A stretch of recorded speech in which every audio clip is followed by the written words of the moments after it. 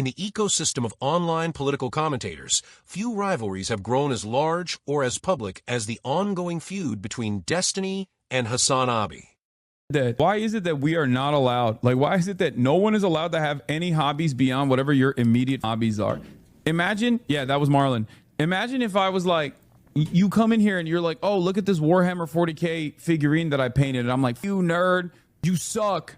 I bet you smell bad. You know, every time you have like a little thing that you enjoy.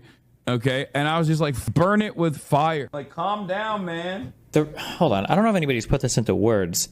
I think the reason why the hobbies and the things that you invest time in and spend money on say something about you and the things that you like, right? If somebody walks into my apartment and they see a bunch of guns on my wall, right? They're probably going to know that well, never mind. I was going to make a skull shooter joke. Just kidding, FBI. But like, oh, I guess this guy likes guns, right? You walk into some dude's apartment and there's a ton of like Warhammer 40K painted things or whatever. It's like, oh, this guy must be super into Warhammer. I think the issue is that just from what I've seen, Hassan doesn't seem like he's into fashion. And I think there's okay? I hate clothes and I hate fashion, okay? But some people are like into fashion. Like they like certain types of clothes, or they understand how to put together coherent outfits, or they enjoy the cultural messaging and signaling and everything that is associated with like certain types of outfits. I think if Hassan was genuinely into fashion, nobody would say anything. But the thing is that Hassan is not into fashion. He's just into gaudy displays of wealth and social status. People aren't criticizing him because he likes a thing that is expensive. It's because the thing that he likes, the only purpose is to elude like opulence. Elude? Elude is to dodge. No. Elude? There's a word I'm looking for there. But like, exude. That's what I'm looking for. The whole point of it seems like, unless it's some high fashion I just don't understand, that's not the case. Hassan just wears like gaudy, tasteless, expensive stuff because he wants to exude his wealth and status and clout. And I think that's what people criticize him for. Like when Hassan buys a $250,000 Porsche that whatever he bought, I don't think I've ever heard him talk about cars in my life. And then like all the random $1,000 shirts or whatever, you know, it's okay. It's cringe. But if Hassan bought like a $500,000 car, but it sounds like I've been doing, you know, like tuning cars or, you know, working on racing or being a little whatever memer my whole life. And now I've got like this really cool thing. I've always wanted one of these. You know, it'd be like a different thing. Like, oh, cool. You know, spend your money, King. Do what you want. Like there's a difference there. Or if Hassan like was really into a particular style of fashion, or if he, and hey, maybe these happen on a stream and I just miss it, right? Maybe he's like, I just got this shirt. Yeah, it's like $2,000, but like it literally is, you know, one of 1,000 that were made by some designer who does, you know, this style of high fashion. I really love this guy's work, whatever. That'd be one thing, but it's not. It's just gaudy flashes of wealth is what people I think are critical of. And then every time we talk about, like, you're allowed to spend your money on it, but people are going to criticize you, not because you're spending money on things. I like how he does this, oh, socialism with no house, because of the things you choose to spend your money on. They say something about the types of things you're into, you know? Every time we talk about anything that's not like immediately political, even though this one has a political slant associated with it as well, people will just like find a way to instantly write essays about how fashion is actually disgusting. It's exploitative. It ruins the planet. It's just like the worst possible thing. It's expensive. It's garbage. It's like, I know, man. I know. Didn't Hassan have a big interest in fashion when you first met and he didn't have money? It was a well-known meme. Well, maybe in my community, because we're mostly, I'm guessing, computer people who are fashion retarded. But like there's a difference between like being into fashion as like as in like you're at some point you're past anything, I understand. And then there are like people who can dress well, so they just have like cultural understandings of putting together coherent outfits or whatever. But then there are people who just like want to have expensive so like, I'm not roasting him and I love him. I think we don't hate each other, right? Like XQC, I think, does a lot of gaudy flashing of wealth stuff. Like when he has like these like super expensive watches, he's not buying these things because he has a respect for the brand. Probably couldn't tell you maybe much about the watch itself, or maybe, I don't know, maybe he's really into watches, but like, it seems it's like a show of wealth. It's like a flash of wealth. It's a different thing than genuinely being into it, you know? No, I know all of it. I don't give a shit. Okay. While the two began with some shared political interests and occasional mutual respect, their relationship has over time devolved into a near-constant stream of criticism, mockery, and dissection of each other's every move. One of the most surprising fronts in this ongoing war has been over something that, at first glance, seems relatively trivial: fashion. But in Destiny's breakdown of Hasanabi's style choices, the issue becomes much larger than clothing. It turns into a conversation about authenticity, values, and the hollow nature of influencer culture. When Hasanabi appears on camera flaunting expensive outfits or showing off luxury purchases, Destiny sees more than just bad taste. He sees an obsession with image that lacks substance, an aesthetic grounded in the emptiest form of materialism. To Destiny, hobbies and passions reflect something real about a person. A collection of books signals intellectual interest. A shelf lined with Warhammer figurines shows dedication to a niche craft. Even a wall of firearms says something concrete about someone's life and worldview. Objects and hobbies in Destiny's framing carry meaning when they tie back to who a person is or what they value. The problem, as Destiny describes it, is that Hasanabi's choices appear completely detached from any genuine passion. His fashion isn't an exploration of style, history, or culture. It's not about appreciating designers, fabrics, or the artistry behind clothes. Instead, it's about price tags.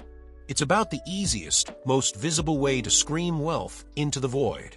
Thousands of dollars dropped on shirts or accessories, not because they mean anything to him, but because they function as status symbols. And while this alone might not be objectionable in isolation, Destiny suggests that the hypocrisy arises when Hasanabi frames himself as a socialist while performing this most vapid form of consumerist signaling. Destiny often points out that people don't criticize others merely for spending money on hobbies or luxuries. They criticize when the spending is transparently shallow.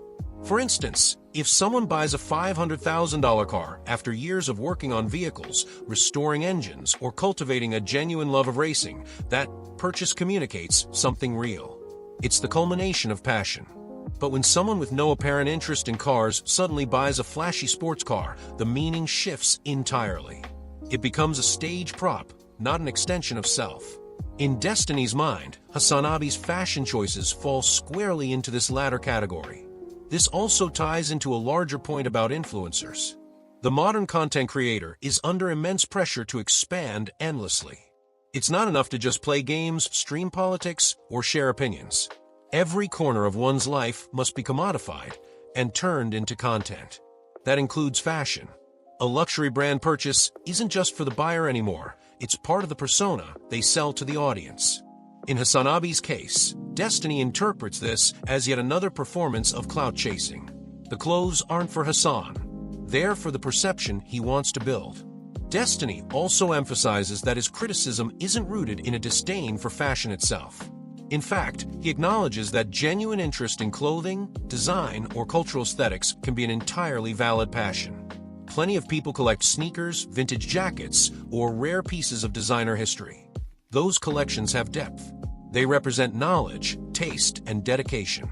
But what Destiny sees in Hasanabi doesn't fit this model. It's the surface-level pursuit of gaudy brands, often without the context or appreciation that makes fashion interesting. This makes Hasanabi's style, in Destiny's telling, fundamentally vapid. The value is only in the display. Destiny compares this to other streamers who buy watches, cars, or accessories as empty status symbols. These aren't expressions of taste, they're shorthand for "I have money." And for someone like Hassan, who makes his living criticizing capitalism while simultaneously embracing its most hollow displays of wealth, the irony is hard to ignore. At a deeper level, Destiny seems to see Hasanabi's fashion sense as symbolic of a broader cultural issue. The influencer economy thrives on opulence. Content creators flaunt lifestyles designed to be aspirational, often regardless of whether those lifestyles have any actual meaning. What Destiny highlights is the difference between authentic enthusiasm for something and using it as a stage prop to signal importance. Fashion in this sense isn't art or self-expression. It's branding. It's another way to perform wealth in front of an audience that funds it. This criticism also raises questions about what kind of culture has developed around streaming. Success is often measured less by substance and more by presentation. A creator's ability to appear powerful, influential, or stylish often outweighs the actual quality of their content. Hasanabi's fashion obsession, when filtered through Destiny's lens, isn't just a personal quirk. It's an indictment of the system that rewards empty displays of consumption over authenticity. And while Destiny's framing is harsh, it's effective because it taps into something most viewers instinctively understand. Luxury without passion rings hollow. Expensive hobbies with no genuine interest behind them feel like a performance.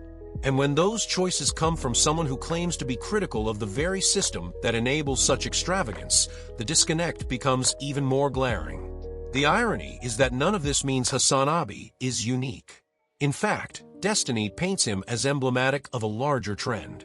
Influencers across platforms embrace gaudy consumerism, not because they love the products, but because they need to constantly prove their relevance. Watches, cars, designer clothes, they're all tools of image management. Hasanabi just happens to be one of the most visible examples of this dynamic, making him an easy target for Destiny's commentary. Ultimately, Destiny's critique of Hasanabi's fashion is not just about clothes. It's about authenticity, hypocrisy, and the strange performative culture of online fame. It's about how objects can either reflect genuine passion or serve as empty symbols of wealth. And in his view, Hasanabi has chosen the latter path. The result, as Destiny frames it, is a style that is not just bad but vapid, an aesthetic that tells us less about who Hasanabi is and more about how desperately he wants to be seen.